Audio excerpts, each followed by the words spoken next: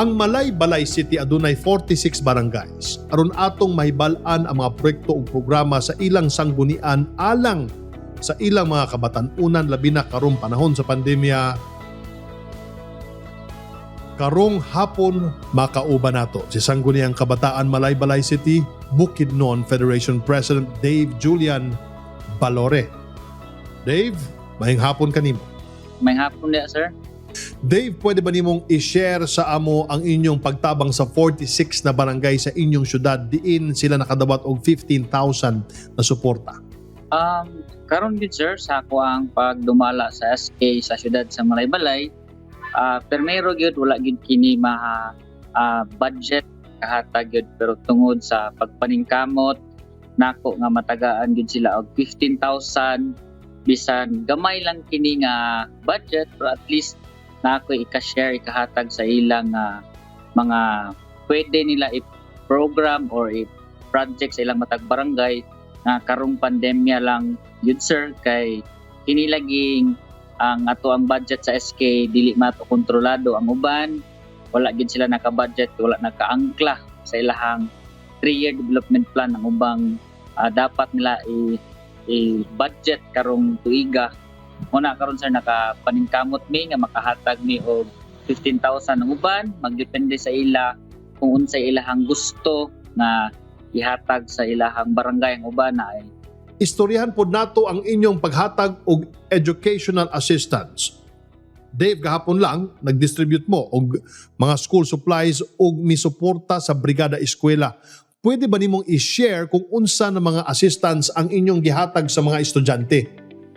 Sa karon gid sir, isip ex officio sa among syudad, ako makahatag ako mismo o mga educational assistance sa pipila lang pod kay gamay lang pod atong pondo, makahatag ta og mga educational assistance sa mga nag-eskwela lang sa private school, dili lang pod tong mga nag-eskwela sa ato ang public kay tungod kay wala na kami tuition.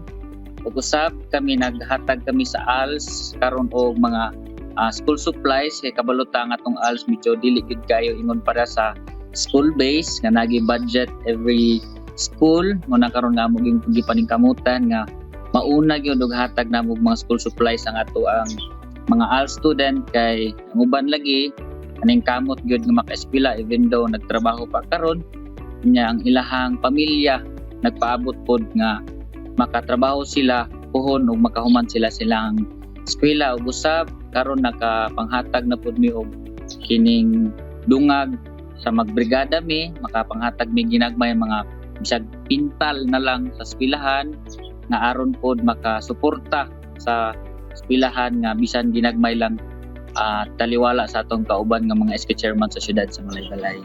Nilambigit sad mo sa mga programa sa local o national government diin aktibo mo ni appeal sa mga anti-terrorism awareness symposium. Unsa sad ni ka-importante para sa mga kabatan-unan sa Malay-Balay City?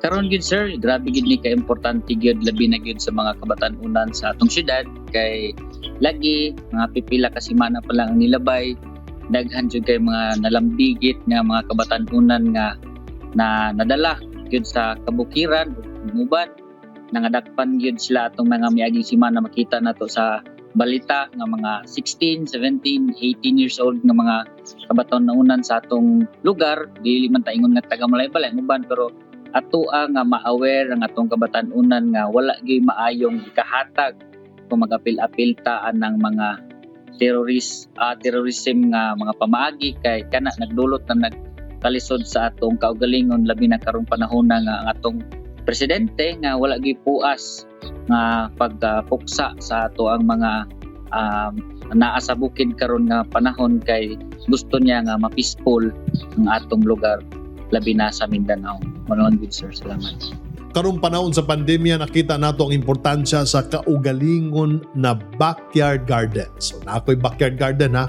Unsa ang inyong nahimong programa para maalalayan ang mga gusto sa adunay kaugalingon na vegetable garden? Sa pagsugod yun sa pandemya gid sir, nakakita kami programa nga manghatag kinig seedlings, mga pipila lang pod ka seedlings nga among ma-provide kay lagi daghan pod nang hinahanglan pod sa tungod aning mga backyard garden nato karon ug usab ang ato ang kining naay kabisihan ang atong kabatan-onan dili lang sa sige cellphone, ang ato ang at least nga naapod sila matun-an nga magtanom bisan pipila lang at least kay naa muna karon nga amuan nami gipagayon nga ang hatag sa seedling sa atong last time, then karon nami competition nga backyard garden per barangay. So kana nakamulo pa og judge hangtod karon pero wala pa siya nahuman sa amuang pag-judge, pero hopefully mahumanon siya sa among backyard gardening para madasig ang atong kabatan-unan nga mag-backyard gardening gid sa ilahang balay. Sa bag-uhay lang natapos nga linggo ng kabataan, usa sa aktibidad ninyo ang Likhabayan diin inyong gi-showcase ang kultura sa mga katutubo sa inyong lungsod. Likha Bayan. Munang sakto, Likha Bayan. Dave, please tell us more about this ug sa uban pa ninyong programa para sa mga kabatan-unan. Yes sir, ang amwag yung linggo ng kabataan is supposed to be humanagid unta. But tungod sa pandemic nga nitaas ang cases sa atong syudad, pero na-hold sa gyud ang ato ang mga pandemic, ang ato ang programa sa linggo ng kabataan nga unta mahuman na siya hopefully by next month. Medyo mapadayon na nato siya kay tungod kay nag-reduce na pud ang ato ang cases sa atong syudad muna nga hopefully nga ato nang mapadayon. Og ako sa pong ipasabot ang Likhabayan usa kini siya ka handicraft making, amo lang gid siyang binisaya nga para gid masabtan pod sa atong kabatan-unan nga ang handicraft making is ang usa ni siya ka word nga karaan yun para gid ma-emphasize sa ila nga unsa gid ang handicraft making sa Bisaya pa. Muna karon nga nami handicraft making kung kini naay 8 ka participant sa atong syudad, ang uban ilahang gibot is kining carving, ang uban nag-create sila own nila nga identity sa matag barangay.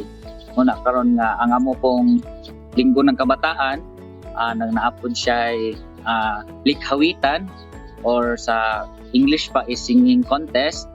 O ang usap kini siya depende sa dialect kung unsa ang inyong dialect sa lugar, dili magbase kung English ba, Bisaya, Lumad o unsa pa nga dialect ang inyong gamiton. Ug usab naapod ni katong giingon nga backyard gardening, part na to siya sa among linggo ng kabataan. Ug usab naapod ni kining lupa painting or soil painting nga gipahigayon na gyapon na makurog sugod. Bisaya gyapon kay nga pagka-title ang lupa painting. Ug ang isa is hulagway or COVID documentary. So kami mga contest nga ang usa ka participants mag-interview og COVID patient nga naka-survive, then ilahang pagsasadula kung unsa ang ilang kaagi, kung kinsa pud to ang pinaka tsada mo pud ang amo ang i-award. Usab na ami abante or ordinance making contest. Sa makadaog ani is ako ang amo ang ipasa sa amo ang sanggunian para dili sayang ang ilahang gibuhat na ordinance nga mapasa para mahimong balaod sa among syudad. Usab na apod ni Lasa Malaybalay nga wala gid nawala tungod sa ato ang tema karon sa linggo ng kabataan nga transforming food education. Kana gid siya ang ato ang importante. Ang usab natay di gid mawala sa activity sa SK ang JUSA or a beauty contest, pero kani is kuan lang ni ang beauty contest, dili ni siya ingon nga beauty contest, nag-compose di siya nga unsa ang inyong barangay, unsa ang i-portrait sa inyong JUSA ang inyong candidate. Gusab ang last is ang UHA or online hataw para gyud sa among linggo ng kabataan. So kanilang gyud sir. Dave, ang imong mensahe og painumdum na lang para sa mga kabatan-unan sa Malaybalay, Bukidnon. Para sa kabatan-unan sa siyudad sa Malaybalay, nang hinaot ko nga ang inyong mga pangandoy sa kinabuhi dili lang mawala tungod aning pandemic karon, kabaluta lisod kaayo daghang pagsulay nga milabay sa atong matagtagsa ka pamilya, matagtagsa ka kaugalingon.